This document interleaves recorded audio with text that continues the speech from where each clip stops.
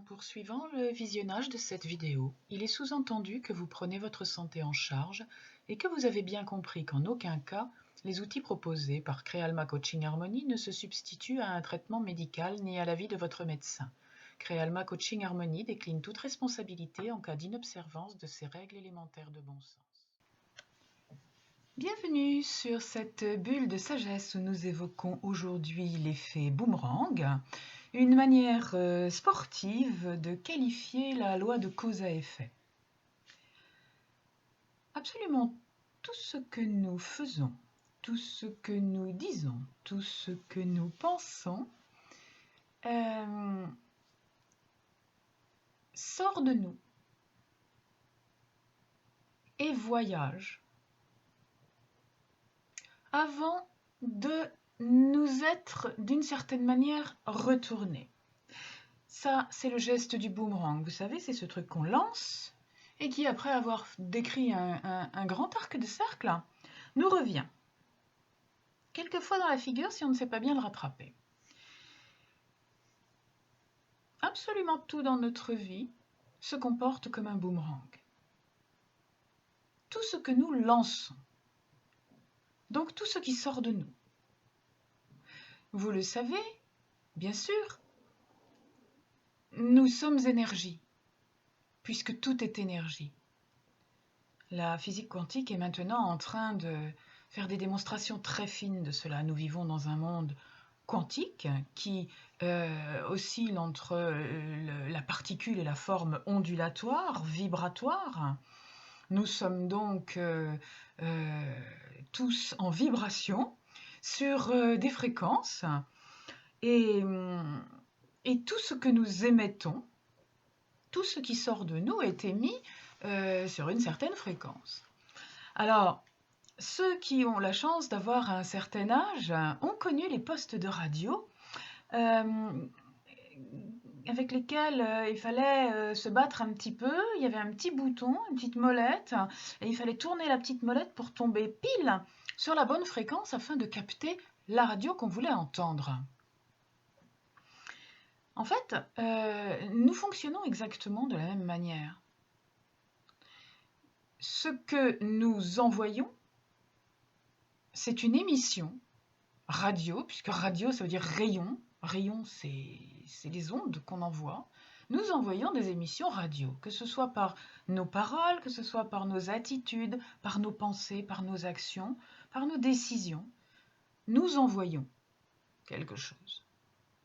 Et ce quelque chose, bien sûr, va être capté par des gens qui sont sur la bonne fréquence. La même que nous, je veux dire.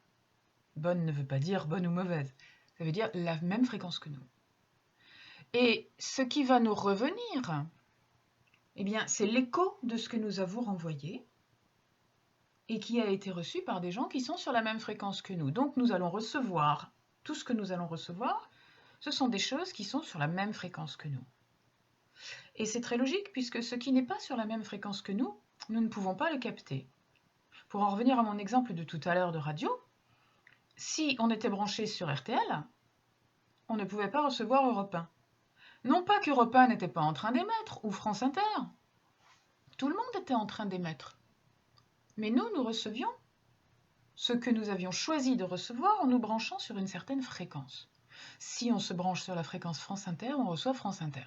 Si on se branche sur la fréquence Europe 1, on reçoit Europe 1. Eh bien, la vie, c'est exactement ça. On se branche sur une fréquence et donc on reçoit ce qui émane de cette fréquence dans l'univers, dans le monde autour de nous. Et on ne voit, et on entend, et on ne reçoit que ce qui est sur cette fréquence. Autrement dit, on ne voit que ce qu'on est prêt à voir, que ce qui nous correspond, que ce qui correspond à la fréquence sur laquelle on se trouve. D'accord ? Cela explique ce qu'on vous a certainement déjà désigné sous le nom d'effet miroir. Le monde autour de nous n'est que ce que nous voulons voir. nous ne voyons que ce que nous voulons voir en nous branchant sur cette fréquence-là. Les gens que nous rencontrons sont les gens qui nous correspondent. Nous n'allons pas rencontrer les gens qui ne sont pas sur la même fréquence que nous. C'est une question, c'est simplement logique. Si vous êtes au 3e étage, vous n'allez pas rencontrer les gens du 4e et vous ne rencontrerez pas non plus les gens du 2e. Vous rencontrerez ceux qui en ce moment circulent au 3e étage. Voilà, c'est tout. C'est ça l'effet miroir. L'effet miroir, c'est si j'ai choisi d'habiter au 2e étage, eh bien je vais avoir pour voisin les gens du 2e étage. Si j'avais choisi d'habiter au 7e, j'aurais eu pour voisin les gens du 7e.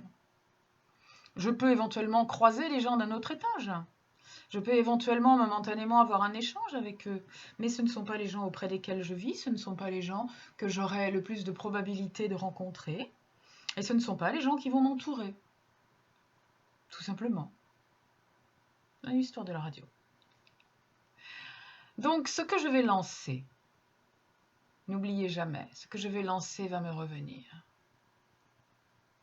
Lorsque nous avons des pensées positives envers quelqu'un, des pensées positives envers le monde, eh bien, nous nous mettons sur une fréquence qui va nous renvoyer des choses positives. Lorsque, pour une raison ou pour une autre, habitude, croyance, inconscience, je ne sais pas, nous moulinons, nous pataugeons dans une glu de pensées négatives, de pensées critiques, de rancœur. Cela émane de nous sur une certaine fréquence. On est toujours sur la radio. Et bien sûr, au bout d'un moment, nous n'allons plus voir autour de nous et avoir autour de nous que ce qui correspond à cette fréquence. Donc, nous ne verrons tout simplement pas le reste.